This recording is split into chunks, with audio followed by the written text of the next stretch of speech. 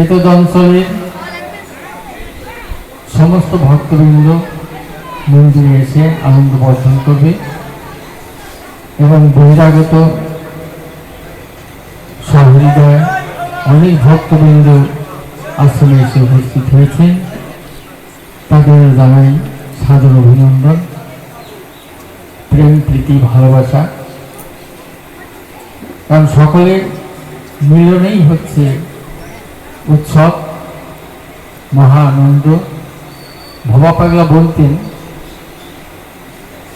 ভক্তদের আগমনেই মহা আনন্দ। তাই ভক্তদের আগমনের মহামিলন, সেই মহামিলনই হচ্ছে মহা আনন্দ। তাই ভবা পাগলা যে সব বাণী আমাদের কাছে রেখে গেছেন, তিনি হয়তো এখন তার আকৃতিতে প্রকট অবস্থায় আমাদের সামনে নেই, কিন্তু তিনি সবসময় বর্তমান। ভবা পাগলা বলেছেন, অতীতকে ভুলিয়া যাও, ভবিষ্যৎকে বিশ্বাস করিও না, বর্তমানকে লইয়া আনন্দ করো। তাই তিনি সবসময় আমাদের মধ্যে বর্তমান। তাই তাকে নিয়ে আমাদের আনন্দ করতে হবে। এই আনন্দের দিনে আমরা সকলে মিলে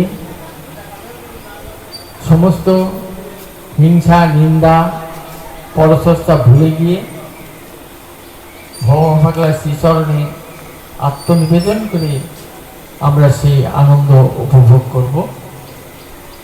কারণ ভবা পাগলা বলেছেন, অহংকার অলঙ্কার নহে, ওঙ্কারে ভূষিত কর তব অঙ্গ।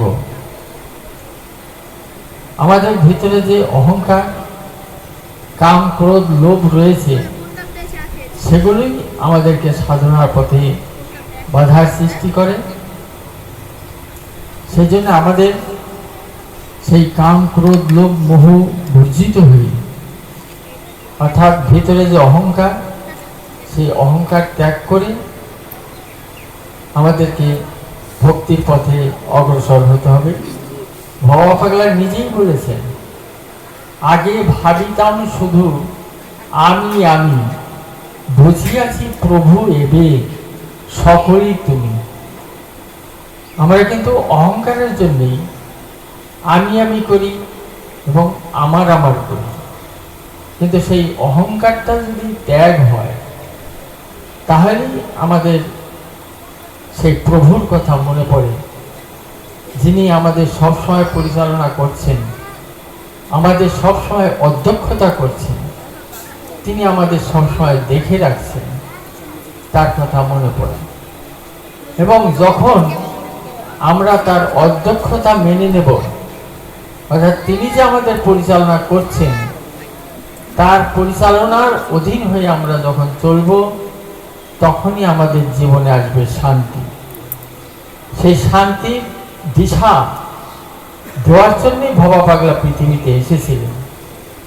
তিনি কয়েকজন মানুষ বা কয়েকটা সম্প্রদায় বা কয়েকটা জাতির জন্য তিনি আসেননি, তিনি এসেছিলেন সমস্ত জীবকুলের জন্য। তাই তিনি বলেছেন, ওরে মানুষ, দেখবি যদি ভগবান, ছেড়ে দে তোর হিংসা বৃত্তি, ওই তো বিঘ্ন অতি প্রধান। আমাদের বিঘ্নতা বারবার তিনি স্মরণ করিয়ে দিয়েছেন যে হিংসা, এটাই হচ্ছে আমাদের সবচেয়ে বড় বিঘ্ন।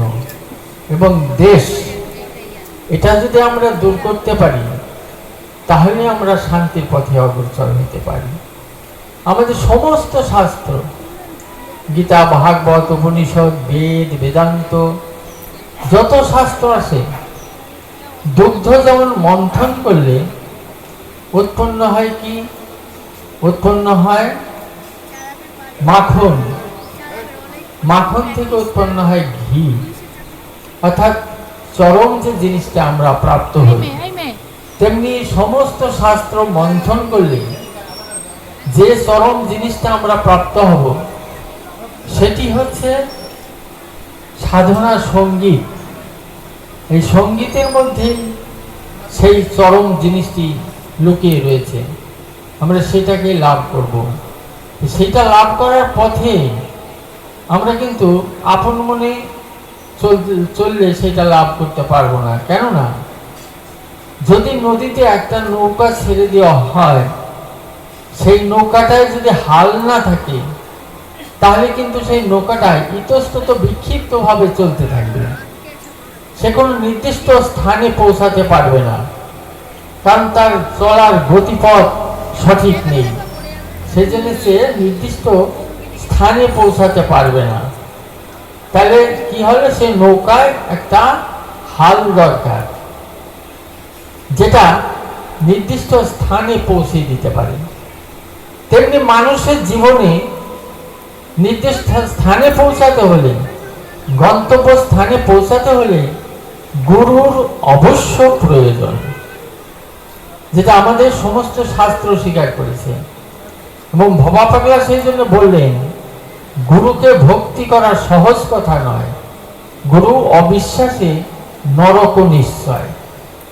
গুরুকে যদি সাধারণ মনুষ্য জ্ঞান করা হয় তাহলে তার জীবনে কিন্তু কোনো আধ্যাত্মিক উন্নতি হবে না। গুরুকে স্বয়ং ভগবান জ্ঞান করতে হবে। তার গুরুর ভিতরেও আমরা দেখতে পাবো যে আমাদের মতোই তার হাত আছে, পা আছে, চোখ আছে, মুখ আছে, সব আমাদের মতোই, কিন্তু আমাদের মতো হলেও তার বিশেষত্ব আছে, যেটা আমাদের বারবার স্মরণ করে দিয়েছেন যে গুরু কখনো মনুষ্য নয়, তিনি হচ্ছেন সর্বদেবময়। অর্থাৎ তার যে দেহ, অপ্রাকৃত দেহ, সেই দেহের মধ্যে সমস্ত দেবতার অবস্থান। 33 কোটি দেবতা আমাদের হিন্দু শাস্ত্র স্বীকার করে।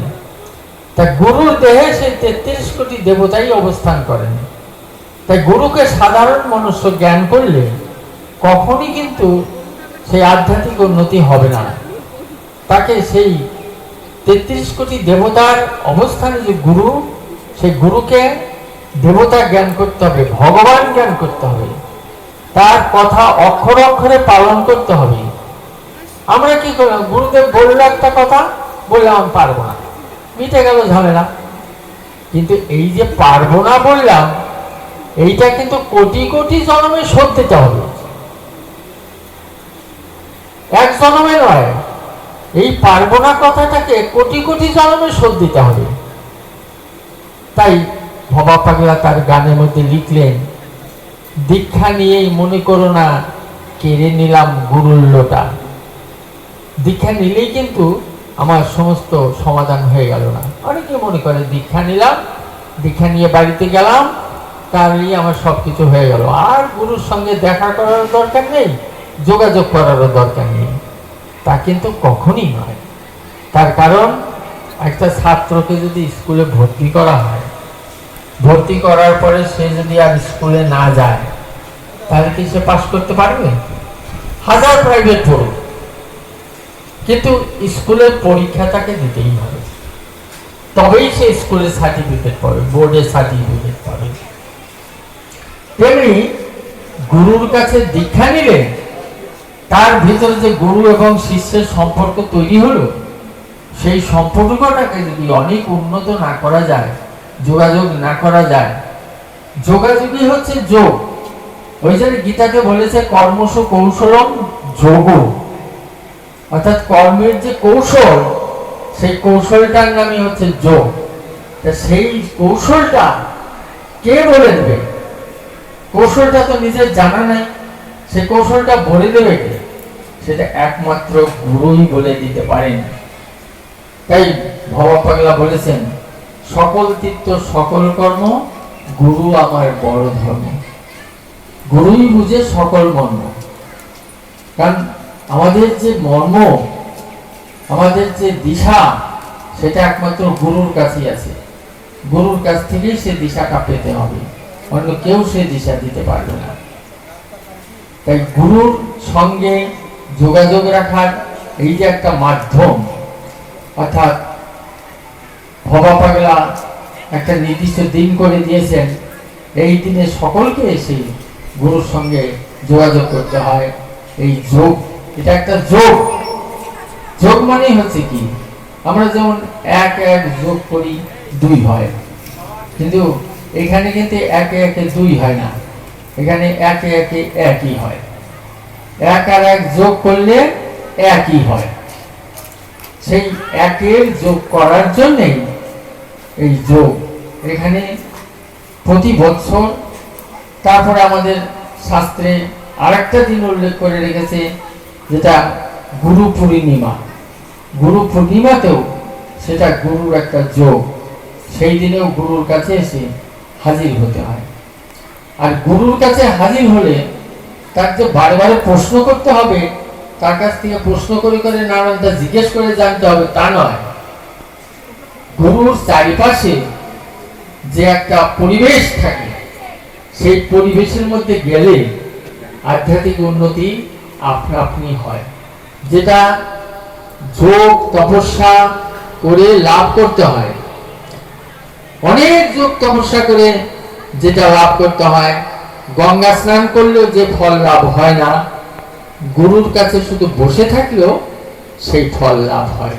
সেটা আমাদের শাস্ত্রই বলেছে যে গুরুর কাছে অবস্থান করলেও সেই ফল লাভ হয়।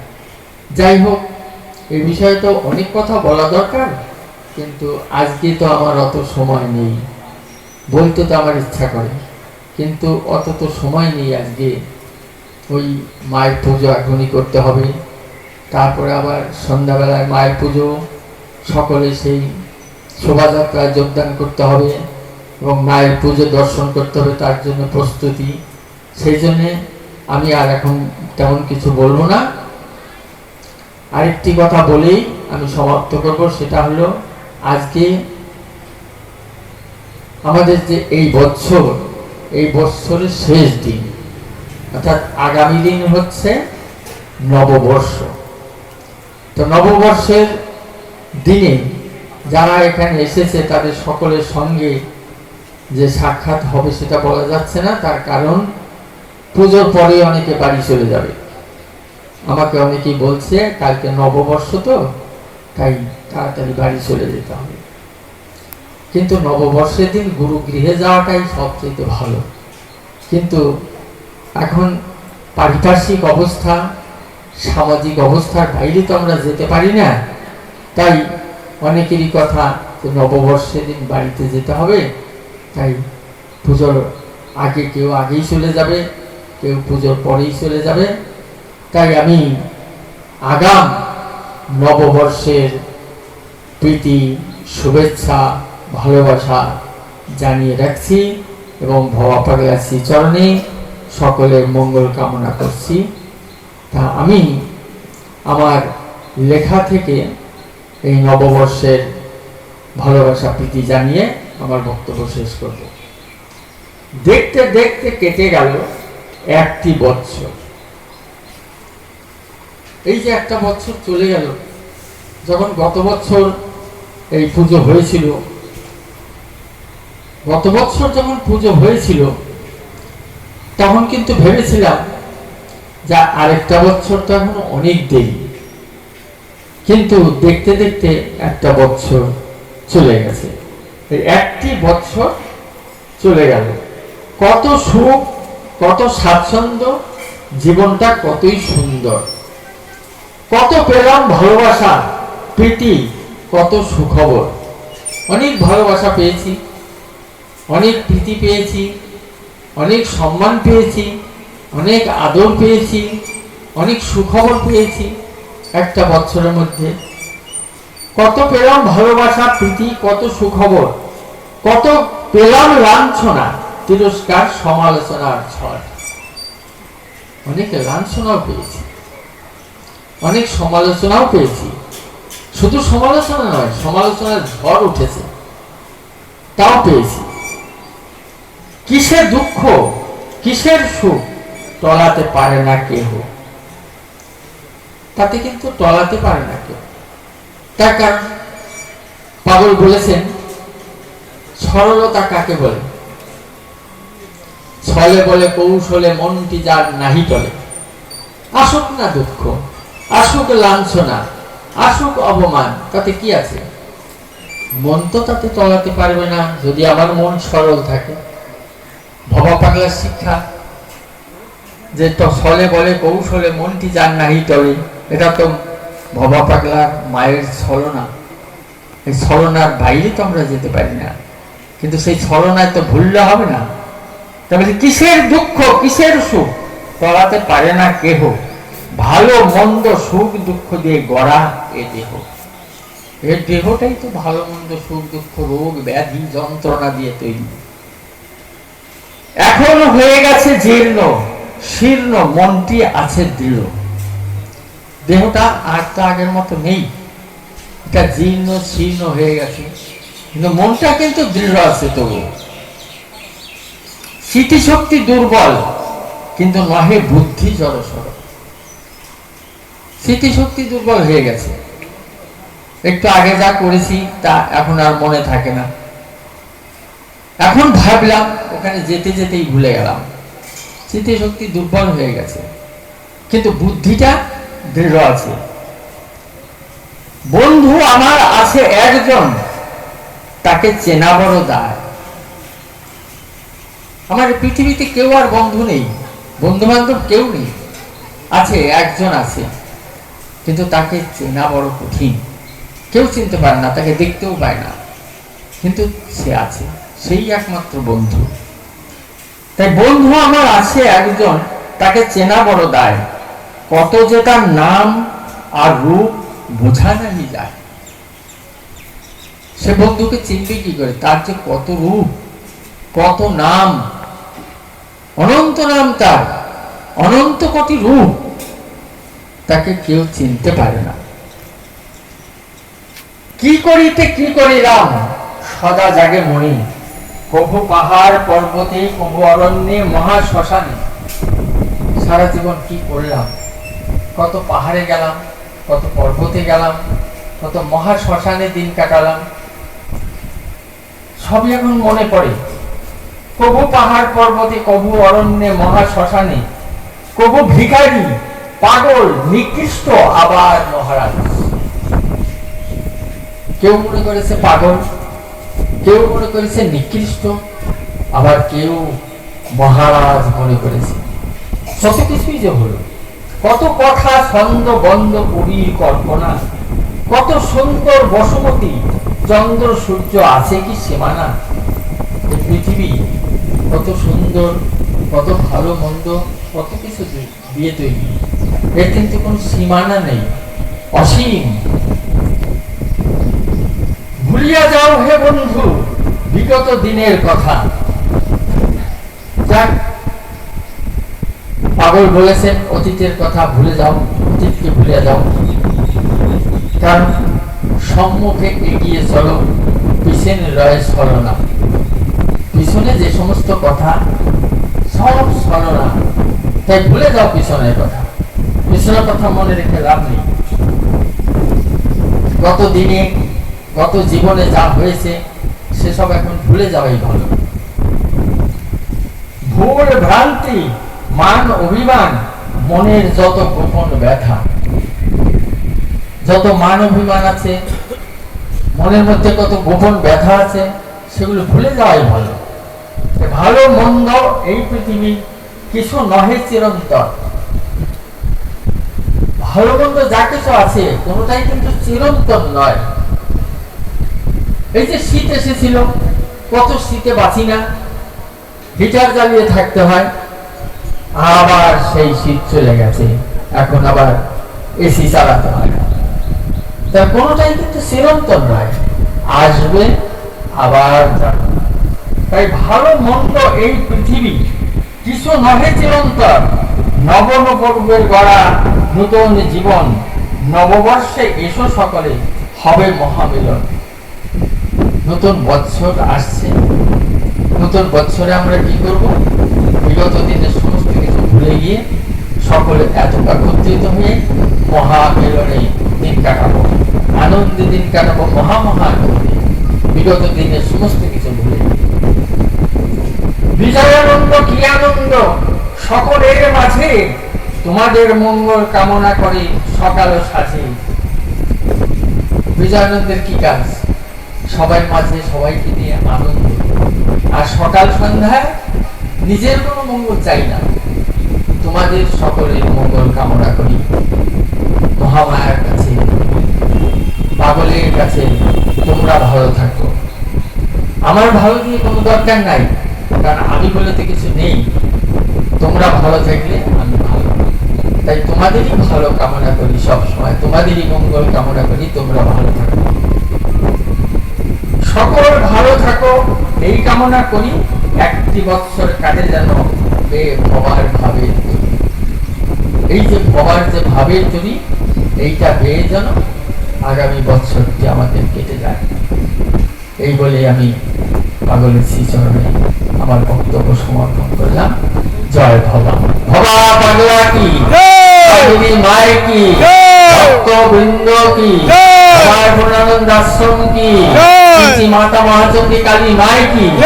জয় ভবা, জয় ভবা, জয়।